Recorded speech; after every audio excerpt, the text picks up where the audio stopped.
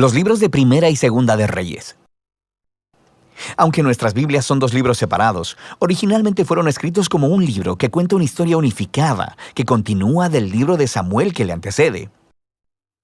Así que David ha unificado las tribus de Israel en un solo reino, y Dios prometió que de su linaje vendría un rey mesiánico que establecería el reino de Dios sobre las naciones y cumpliría las promesas hechas a Abraham. Entonces, el libro de Reyes cuenta la historia de la larga línea de reyes que vinieron después de David, y ninguno de ellos estuvo a la altura de la promesa. De hecho, ellos llevan a la nación de Israel a la ruina. El libro está diseñado para tener 5 movimientos principales. La historia comienza y termina enfocada en Jerusalén. Primero con el gobierno de Salomón y la construcción del templo, y luego, en esta última sección, termina con la destrucción de Jerusalén y el exilio de Israel a Babilonia. Y las 3 secciones centrales están compuestas por la historia que nos lleva a esa tragedia. Y explican cómo Israel se dividió en 2 reinos rivales, cómo Dios trató de prevenir la corrupción de Israel enviando a los profetas, y cómo el exilio se convirtió en la inevitable consecuencia del pecado de Israel. El libro inicia con 2 capítulos acerca del traspaso del reino del anciano David a su hijo Salomón. Y las últimas palabras de David a Salomón son muy similares a aquellas de Moisés y Josué y Samuel al pueblo. Es un llamado a permanecer fieles a los mandamientos del pacto y a permanecer leales solo al Dios de Israel.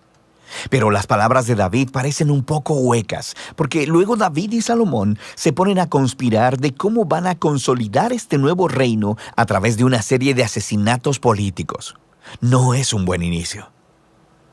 El momento más brillante de Salomón es cuando le pide a Dios sabiduría para guiar a Israel, e incluso completa el sueño de David de hacer un templo para el Dios de Israel. Aquí la historia se detiene y describe con detalle el diseño de este templo. Justo como en el diseño del tabernáculo en la Torá, tenemos mucho oro y joyas, e imágenes de ángeles y árboles frutales. Todo este simbolismo hace eco del jardín del Edén. Es el lugar en donde el cielo y la tierra se encuentran, donde mora la presencia de Dios con su pueblo. Pero en cuanto Salomón termina el templo, toma una horrible decisión y el reino se desmorona. Él empieza a casarse con las hijas de otros reyes, cientos de ellas, para hacer alianzas políticas. Y luego, él adopta a los dioses de esas mujeres e introduce su adoración en Israel. Luego, Salomón acumula enormes cantidades de riquezas y organiza un ejército gigante. Incluso instituye el trabajo de esclavos para todos sus proyectos de construcción. Si miras en la Torá y revisas las reglas para los reyes de Israel en Deuteronomio 17, verás que Salomón está rompiendo cada una de ellas.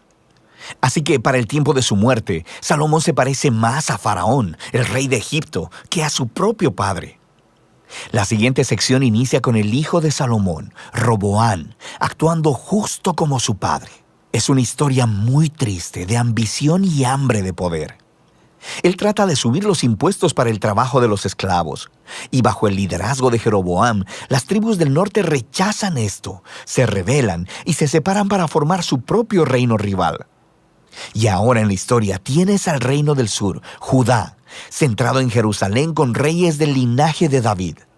Y ahora también este nuevo reino del norte llamado Israel, cuya capital eventualmente será Samaria. Además, Jeroboam construye 2 templos para competir con el templo de Salomón en el sur. Pone en cada uno un becerro de oro para representar al Dios de Israel. La conexión con Éxodo 32 y el becerro de oro es bastante explícita. A partir de este punto, la historia va de un lado para otro, de norte a sur, trazando el destino de ambos reinos. Cada reino tuvo alrededor de 20 reyes consecutivos, y conforme se nos presenta cada rey, el autor evalúa su reinado según algunos criterios. ¿Adoraban solo al Dios de Israel o promovían la adoración a otros dioses? ¿Lidiaron con la idolatría entre el pueblo y permanecieron fieles al pacto como David o se volvieron corruptos e injustos? Y de acuerdo a estos criterios, el autor no encuentra reyes buenos en el reino del norte. 0 de 20. Y luego, en el reino del sur, Judá, solo 8 de 20 obtienen una calificación positiva, lo que se conecta con otro gran propósito del libro, que es introducir el rol de los profetas, figuras clave en la historia de Israel.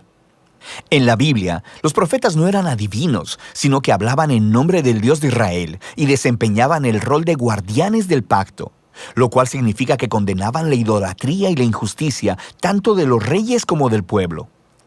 Ellos le recordaban constantemente a Israel de su llamado de ser luz a las naciones, de que debían obedecer los mandamientos de la Torá. Así que los profetas retaban a Israel a que se arrepientan y que confíen en su Dios. En estas secciones centrales, para cada rey, Dios levanta profetas para pedirles cuentas. Los profetas más prominentes son los del norte. Elías y su discípulo Eliseo están justo ahí en el centro del libro.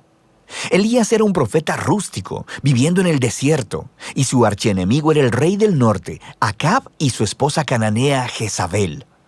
Juntos habían instituido en Israel la adoración al dios cananeo, Baal. Así que en una famosa historia, Elías retó a 450 profetas de Baal a una contienda para ver cuál dios era el real. Así que ambos construyeron altares y oraron a sus dioses, pero solo el Dios de Israel respondió con fuego. Después de esto, Acab utiliza su poder real para asesinar a un agricultor israelita y robar el viñedo de su familia. Y Elías confronta una vez más la injusticia de Acab y anuncia la decadencia de su descendencia. Elías eventualmente pasa el manto de su liderazgo profético a un joven discípulo llamado Eliseo, quien pide 2 veces la autoridad de Elías. Y lo que es fascinante es que el autor, que ha contado 7 obras milagrosas de Elías, luego ofrece historias de 14 actos de poder de Eliseo. Ambos profetas fueron claramente hombres extraordinarios y jugaron el mismo rol: confrontar a los reyes de Israel por la idolatría y la injusticia.